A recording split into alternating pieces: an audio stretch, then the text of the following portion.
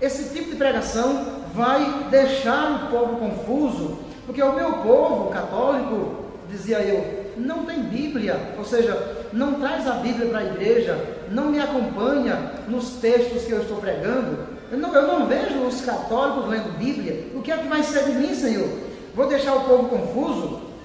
Deus disse em Isaías capítulo 30, verso 22, que é a mesma coisa que ele diz em Ezequiel capítulo 20, versos do 7 ao 40. Ele diz ali diversas vezes que as imagens de escultura ou os ídolos são coisas imundas. Portanto, eu disse, eu não quero me tornar um imundo também. Se eu não quero me tornar imundo, eu quero que o meu povo também siga o mesmo caminho que eu vou seguir. Um povo sem idolatria, um povo santo, um povo puro, um povo que obedece à palavra de Deus. Eu vou continuar pregando, porque eu sei que Deus está comigo, eu não devo temer. Preste atenção, meus amados, aquilo que eu preguei também nas minhas igrejas a respeito das imagens. O Salmo 115, versos do 3 ao 8, que diz assim, que as imagens de escultura têm olhos, mas não veem, tem boca, mas não falam, tem nariz, mas não cheiram, tem ouvido, mas não ouvem, tem mãos, mas não apalpam, tem pés, mas não andam, e envergonhados ficarão os que fabricam e os que confiam nelas. E eu disse, meu Deus, até agora, até então, mesmo pregando contra as imagens de escultura, mas eu aprendi na minha família, eu aprendi dos meus antepassados, que é bom a gente ter uma imagem de devoção, seja de São Francisco, de Nossa Senhora de Fátima, de São José, de Santo Antônio, de Santa Luzia. Mas o Senhor agora está me dizendo na Bíblia que eu não devo confiar em nenhuma imagem. Preste atenção, meu amado. O que é que Deus diz? Isaías, capítulo 44, versos do 9 ao 11. Eu vou resumir isso que Deus diz em Isaías 44, do 9 ao 11, dizendo o verso 11, Deus fala que vão ficar envergonhados os devotos das imagens e os seus artífices. E em Isaías, capítulo 45 e verso 20, Deus diz que são ignorantes ou não têm conhecimento os que carregam as suas imagens de escultura e rogam a um Deus incapaz de salvar. E Jeremias capítulo 10, versos do 1 ao 5, Deus diz que as imagens não podem fazer nem o bem e nem o mal.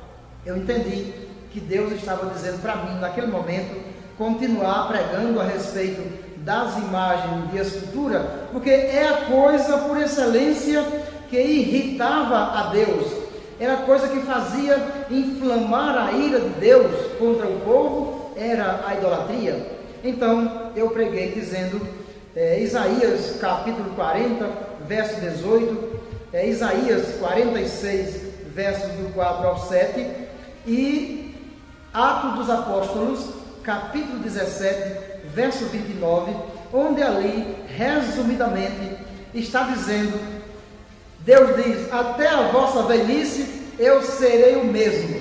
Com quem vocês vão me comparar? Que imagem vocês vão arranjar de mim? E Paulo disse em Atos dos Apóstolos 17, 29, ele diz que nós somos da raça de Deus. Por isso nós não devemos pensar que Deus seja semelhante à prata, ao ouro, à madeira ou à pedra, artifícios de mãos humanas.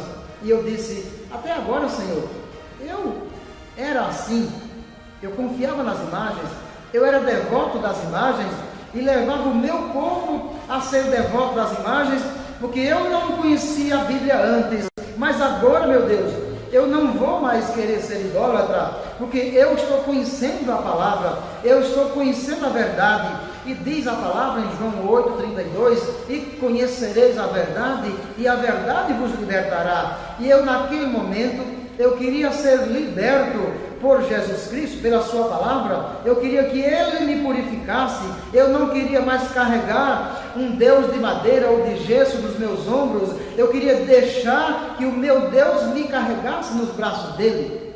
Mas o povo católico não entendeu. E o povo dizia para mim: como é que o senhor está proibindo de nós termos imagem, escultura? Como é que o senhor está proibindo de fazer procissão, se Deus na Bíblia mandou fazer imagem de escultura? Deus mandou fazer certas imagens de escultura na Bíblia, mas não foi para o uso de idolatrar, não foi para se ajoelhar diante delas, não foi para alguém estar fazendo pedidos a elas, não foi para fazer procissão com essas imagens no ombro. Por exemplo, Deus, lá em Êxodo 25, do 10 ao 16, mandou fazer a Arca da Aliança. E ali na Arca estava guardado o Decálogo, ou seja, os 10 mandamentos. Êxodo 25, do 10 ao 22, Deus mandou fazer imagens de querubins, assim como está escrito também em 1 Reis 6, do 23 ao 28. Mandou fazer imagem de querubins para colocar na tampa da Arca da Aliança, para proteger a Arca da Aliança e Deus se assentar ali sobre os querubins. Mas Deus não mandou que idolatrasse aqueles querubins. Deus não mandou que as pessoas saíssem fazendo pedidos, acendendo velas para os querubins. Lá em Números capítulo 21, versos do 4 ao 9, Deus mandou fazer a serpente de bronze, porque o povo estava murmurando contra Deus, dizendo que era melhor ter morrido no Egito, porque nesse lugar estamos morrendo de fome e de sede. Deus aí castigou o povo com cobras venenosas, e o povo se arrependeu e clamou a Deus pela intercessão de Moisés. Então Deus disse a Moisés: faça uma serpente de bronze e coloque em uma haste. Todo aquele que for picado de serpente venenosa olhará para a serpente de bronze e ficará curado. Mas não era a serpente que curava. E o povo também, naquele tempo ali, não estava usando a serpente como uma imagem de escultura para fazer procissão, como um Deus. Era um sinal que Deus deu para Deus curar o povo. Ou seja, o povo, olhando para a serpente de bronze, se lembrava que tinha murmurado contra Deus, mas tinha se arrependido e Deus curava, que Deus perdoa. Preste atenção, qual foi o final dessa serpente de bronze?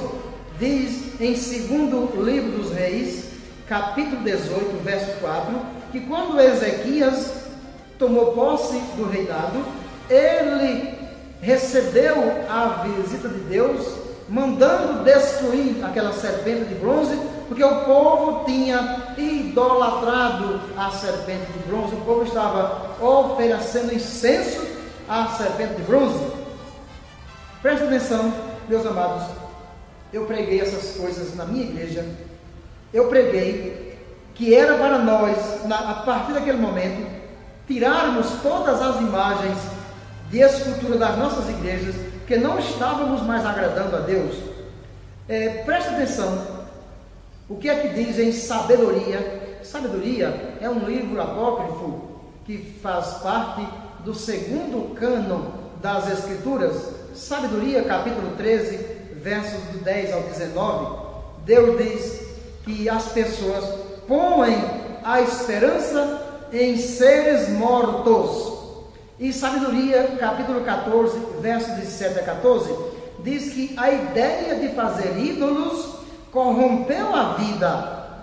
Sabedoria, capítulo 14, verso 27, diz assim: o culto aos ídolos inomináveis é princípio, causa e fim de todo mal.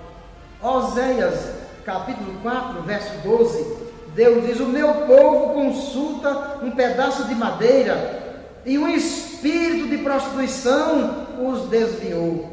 Ou seja, aquela forma de consultar uma imagem de madeira, Deus diz que aquilo ali é um espírito de prostituição que desvia o povo dos caminhos de Deus. Abacuque, capítulo 2, e o verso 18, diz que o ídolo é um mestre de mentiras. quando fala das imagens de escultura, diz que o ídolo é um mestre de mentiras.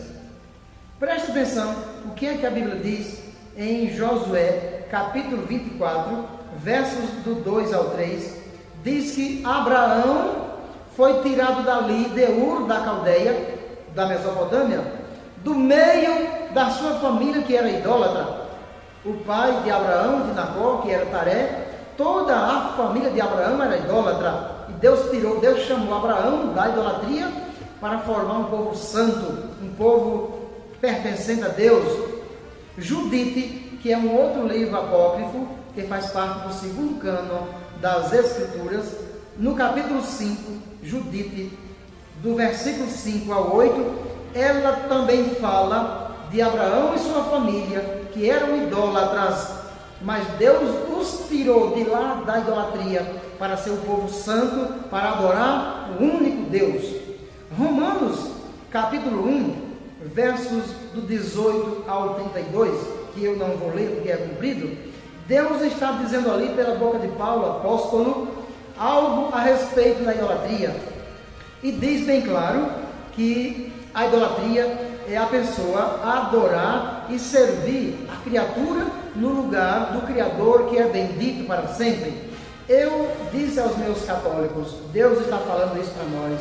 Não é possível que nós não leiamos estas coisas que estão na Bíblia Sagrada e não obedeçamos à voz de Deus.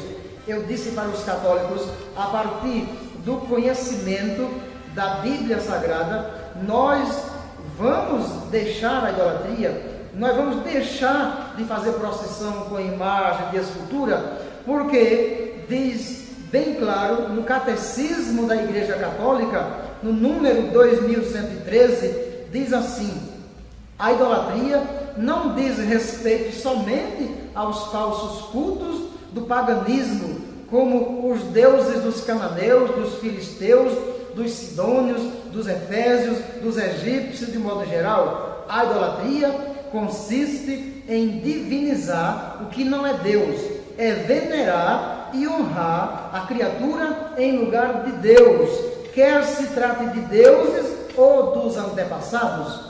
Meus amados, esta pregação que eu fiz na minha igreja não agradou aos católicos. Pelo contrário, deixou os católicos confusos e alguém com raiva de mim. Mas uma coisa aconteceu, meus amados. Eu dizia, vocês estão sem querer acreditar em mim.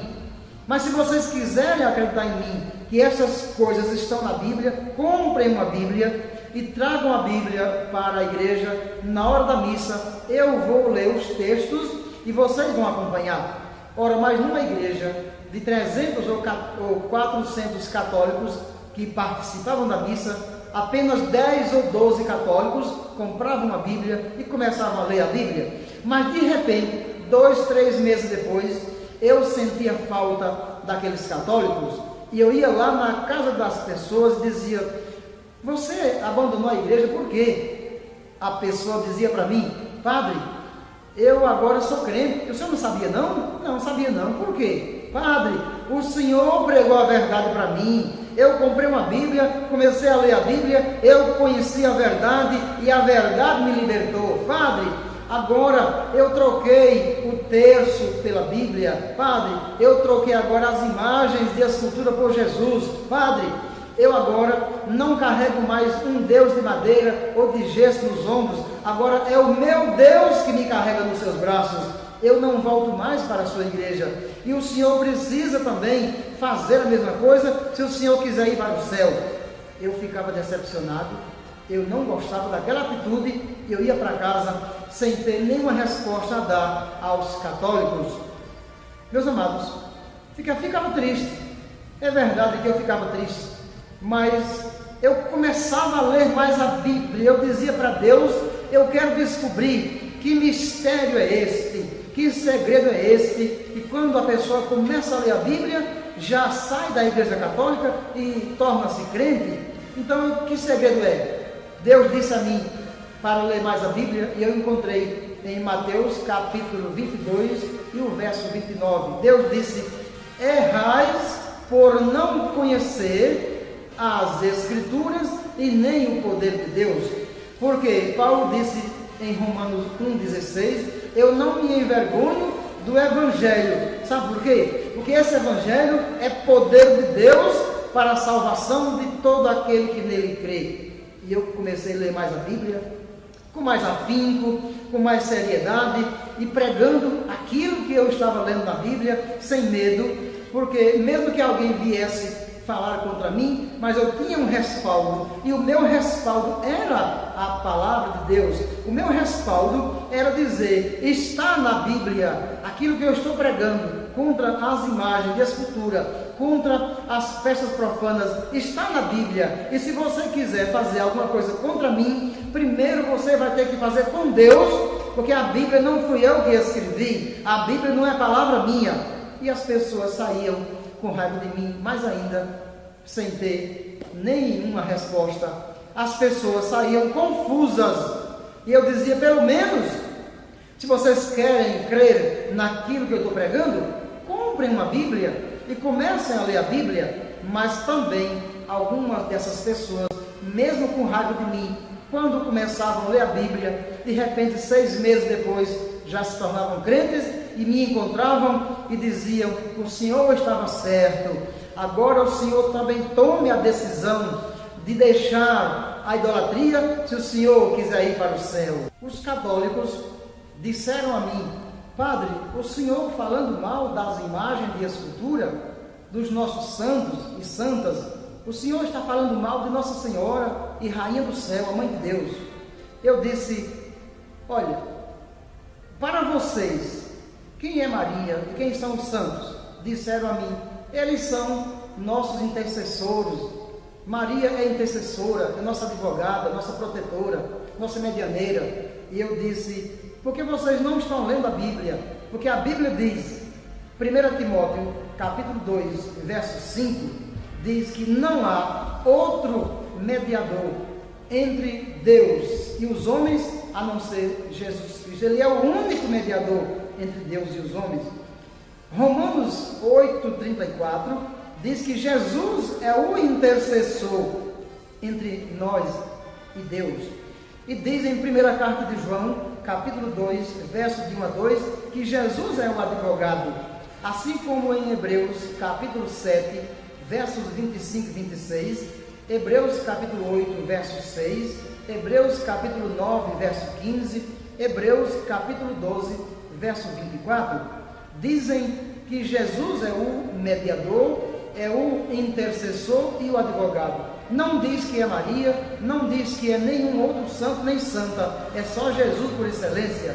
E Jesus diz em João 14, verso 6, disse, eu sou o caminho, a verdade e a vida, ninguém vem ao Pai senão por mim. Jesus disse em João 14, versos do 13 ao 14, e João 16, 23, ele disse, tudo o que pedirdes ao Pai, em meu nome eu farei. Ele não disse em nome de Maria, em nome de Pedro, de Sebastião, de Expedito, de José, de Antônio, em nome de nenhuma outra pessoa, em nome dele. E ele disse em João 16, 24, até agora vocês não pediram nada em meu nome. Meus amados, mas tem uma coisa que eu quero dizer a vocês também, é que nós, ora, eu quando era católico, eu já não falava mal de Maria, e agora, principalmente, conhecendo as Escrituras, eu não falo mal de Maria, e crente nenhum fala mal de Maria. Sabe por quê? A Bíblia diz, em Lucas 1, 28, que ela é agraciada, ela é cheia de graça. Maria foi escolhida para ser a mãe do Salvador. Então ninguém pode falar mal daquela que foi a mãe do Salvador. Diz em Lucas 1, 42, Isabel diz para Maria, tu és bendita entre todas as mulheres. Lucas 1, 48 diz, todas as gerações me chamarão bem-aventurada, porque o Todo-Poderoso fez grandes coisas a meu favor. Ora, todos esses atributos que a Bíblia diz a respeito de Maria, dão a entender que nós a respeitamos, ou devemos respeitá-la, que nós respeitamos o nome de Maria, porque ninguém melhor do que ela disse sim. Mas uma coisa que Maria disse na Bíblia é o seguinte, Lucas 1:38. Maria não disse ali que era a Senhora ou a Rainha do céu. Pelo contrário, Maria disse: eu sou a serva do Senhor, faça-se em mim a tua vontade. Maria não disse que era a Senhora nem Rainha do céu. Meus amados, preste atenção naquilo que eu vou dizer. Tem um mandamento de Maria na Bíblia que nós devemos obedecer. João 2, de 1 a 11, as bodas de Caná da Galileia. Maria vai a Jesus e pede que ele faça alguma coisa pelo povo da festa, pelos donos da festa, para não passar vergonha. Maria, naquele esquema de ir a Jesus e pedir, ela estava intercedendo pelos donos da festa. Mas olhe, preste atenção no que foi que ela disse. João 2:5, fazei tudo o que ele vos disser. Ela não disse, fazei tudo o que eu disser. É o que ele, apontando para Jesus o Salvador, o poderoso, aquele que faz milagre, o dono da nossa vida, ele que sabe tudo, conhece tudo e pode tudo, disse para a gente confiar nele e pedir só a ele. Meu Deus, que coisa maravilhosa. Eu preguei também algumas coisas a mais que os católicos também não aceitaram nas minhas paróquias. Eu preguei dizendo que Jesus tinha mais irmãos, que Jesus teve irmãos e irmãs, e esses irmãos e irmãs de Jesus não eram filhos de Zacarias com Isabel, e nem primos de Jesus, eram filhos de Maria e José. Porque Mateus 1:18, Maria casada com José, José esposo de Maria, de modo que os casais naquela época, quando não tinham filhos, eram amaldiçoados. Mas preste atenção, o que é que a Bíblia diz? Mateus 12:46 fala dos irmãos do Senhor. Mateus 13:55, 56 e Marcos 6:3 diz ali os textos: ele não é o carpinteiro, filho de Maria e de José? Seus irmãos não são Tiago, José, Simão e Judas, e suas irmãs não moram entre nós? De modo que Jesus não tinha só irmãos, ele tinha também irmãs. A Bíblia diz, quem quer vai conferir também no Evangelho de João, capítulo 7, versos do 2 ao 5, que fala dos irmãos do Senhor que não acreditavam nele. Jesus, de fato, ele é o Filho único, o unigênito do Pai. João, capítulo 1, versos do 14 e ao 18, João, capítulo 3, versos 16 e 18, diz que Jesus é o Filho único do Pai. Mas Lucas, capítulo 2 e verso 7, diz ali o texto que Jesus é o primogênito de Maria. E Maria deu à luz o seu primogênito. E primogênito significa o primeiro dos muitos filhos que ela teve. E não tem mal algum em Maria ter tido filhos com José, porque eles eram casados. Diz em Mateus capítulo 1, verso 25, José não a conheceu até o dia em que ela deu à luz, de modo que depois do dia, José conheceu Maria, e eles se tornaram pais de outros filhos. Diz ali, Jeremias capítulo 7, versos 16 e 18, e Jeremias 44, versos do 16 ao 30, a respeito do título de Rainha do Céu. A Bíblia diz que Deus conversa com Jeremias e manda Jeremias alertar o povo para que não continuasse mais a oferecer incenso e tortas à Rainha do Céu. Do contrário, Deus iria exterminar o povo. Meus amados, só para ter uma ideia, que Maria nunca requereu, nunca reclamou para si o título nem de Senhora e nem de Rainha do Céu, que são títulos que não existem na Bíblia.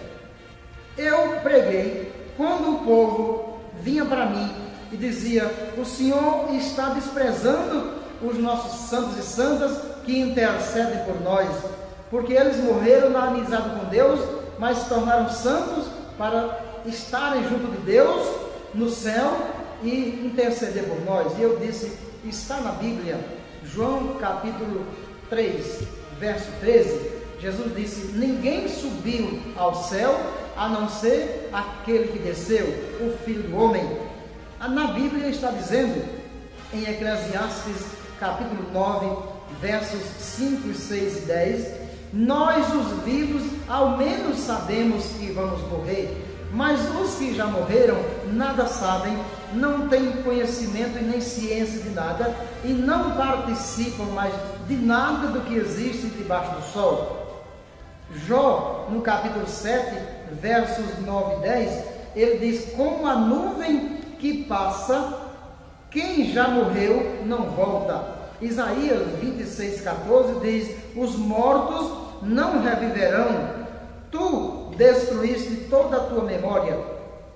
Jó 14, do 10 ao 21, diz que quem morreu não volta e não percebe nada. Segundo o livro de Samuel, capítulo 12, versos 22 e 23, Davi, quando estava com o filho dele morto, alguém disse para ele: você, quando a criança estava doente, você fazia jejum e orações, ficava triste, e agora você come, bebe, se alegra. Davi disse: a criança já morreu. Enquanto ela estava viva, eu estava orando para Deus torná-la para mim. Mas agora que ela morreu, não tem mais nada a fazer. Eu é que irei a ele, mas ele não voltará mais a mim. Meus amados, presta atenção. Aquilo que eu preguei, dizendo aos meus católicos: olha, não tem nenhuma explicação, não tem nenhuma satisfação, não tem resposta para nós darmos pelo que nós fazemos. Ou seja, nós conhecemos a Bíblia, nós conhecemos o que Deus proíbe na Bíblia, mas nós não obedecemos a Deus. Por exemplo, outro tema que nós não obedecemos a Deus é a respeito do casamento. Deus, Gênesis capítulo 1, versos do 26 ao 28, Deus diz que fez o homem à sua imagem e à sua semelhança, abençoou o homem e a mulher, e disse: sede fecundos, enchei a terra e multiplicai.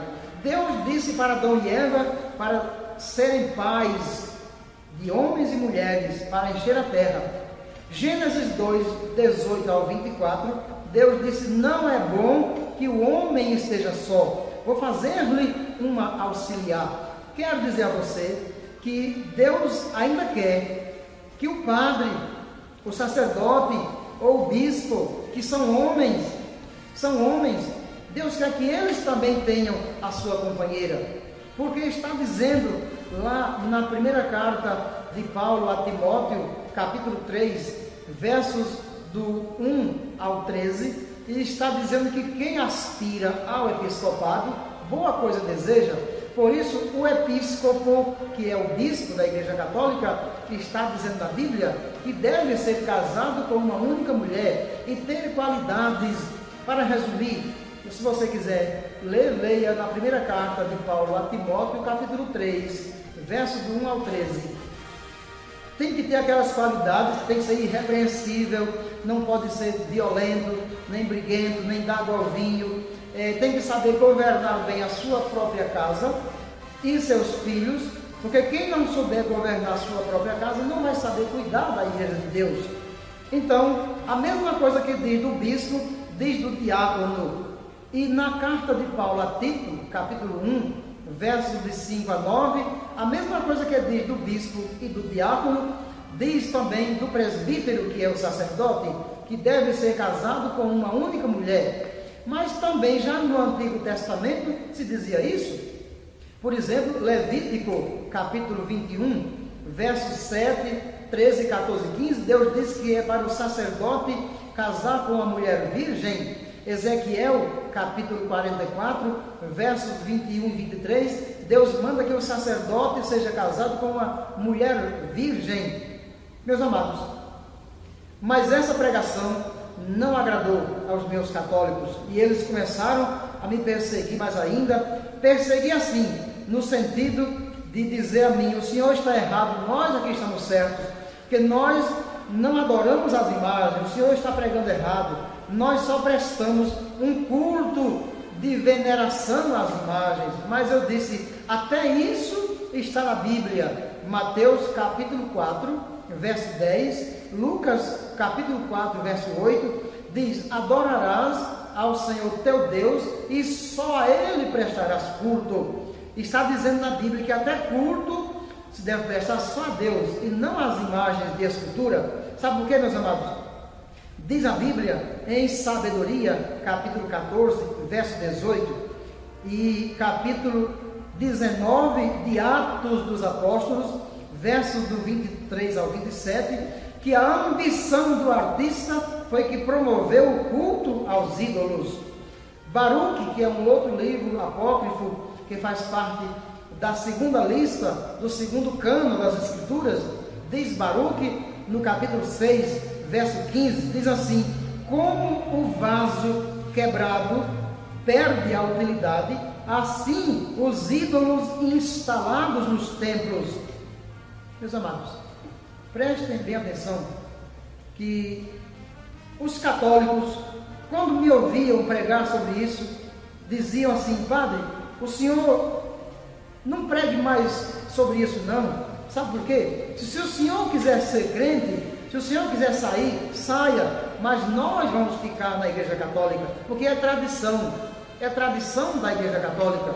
E eu disse, verdadeiramente, é tradição da Igreja Católica, não é mandamento de Deus, porque Deus diz lá em Isaías, capítulo 29, verso 13, Jesus fez uma releitura desse versículo, dizendo lá em Mateus, capítulo 15, verso do 3 ao 7, e Marcos, capítulo 7, verso do 7 ao 13, ele disse, esse povo me honra com os lábios, mas o coração está longe de mim, porque o que ensinam são doutrinas humanas. Vocês invalidam, desprezam o mandamento de Deus por causa das vossas tradições. E eu disse, eu vou continuar pregando essas coisas, porque Deus me manda pregar. Deus disse que eu não posso ler a Bíblia e pregar outra coisa, ou seja, tirando alguma coisa da Bíblia ou acrescentando, porque está escrito em Deuteronômio, capítulo 4, verso 2, capítulo 13, verso 1, e Apocalipse, capítulo 22, versos 18 e 19, que não devemos tirar e nem acrescentar nenhuma palavra às que já foram escritas nesse livro, para que Deus não acrescente as pragas descritas nesse livro. Portanto, o que nós lemos, nós pregamos, porque é a verdade.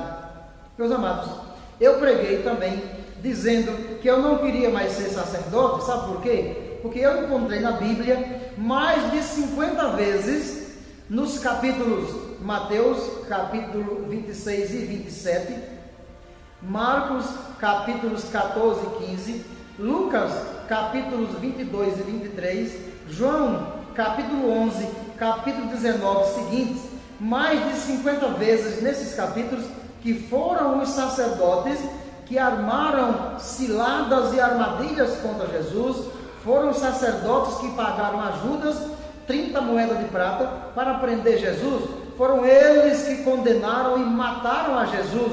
E eu dizia, eu não quero mais ser sacerdote, porque foram eles que mataram Jesus, e eu não quero fazer parte de uma raça dessa que matou a Jesus. Mas eu dizendo isso, não estou falando mal de você no século 21, que é sacerdote. Era eu pregando para os meus católicos naquele tempo. Meus amados, e eu disse também, eu não vou mais batizar crianças pequenas de braço, porque as crianças, elas são inocentes, elas não têm pecado, e diz a Bíblia em Marcos capítulo 1, verso 4, que o batismo de João era para o arrependimento dos pecados, e criança não tem pecado para ser batizada. Criança não tem como ouvir a palavra, criança não tem como entender, não tem como crer, e não tem como pedir o batismo. Diz em Marcos capítulo 16, versos do 15 ao 16, Jesus disse, ide por todo o mundo e pregai o Evangelho, e quem crer e for batizado será salvo. A criança, ela não tem como ouvir, não tem como raciocinar, não tem como se arrepender, porque não tem pecado, e como é que vai crer se não tem o uso da razão, e diz a Bíblia que é primeiro para ouvir o Evangelho. Romanos 10, 17, diz a palavra que a fé vem pelo ouvir, e ouvir a palavra de Deus. Uma criança não pode ter fé, não tem o uso da razão. Como é que vai crer na palavra? Isso é coisa do adulto. O adulto que tem pecado se arrepende, crê no Evangelho, Marcos 1,15, crê no Evangelho, se arrepende e depois pede o batismo. Mas, meus amados, pregando essas coisas que eu preguei, meus católicos não acreditaram em mim. Aqueles poucos que compravam a Bíblia e começavam a ler a Bíblia, tornavam-se crentes, porque diziam que tinham descoberto a verdade, e a verdade que é Jesus tinha libertado. E eu disse, eu estou em crise, não quero mais ser padre. E foi aí quando eu disse a Deus, Deus, eu estou em crise, porque eu estou lendo essas verdades na Bíblia, e eu não quero mais acreditar na tradição da Igreja Católica.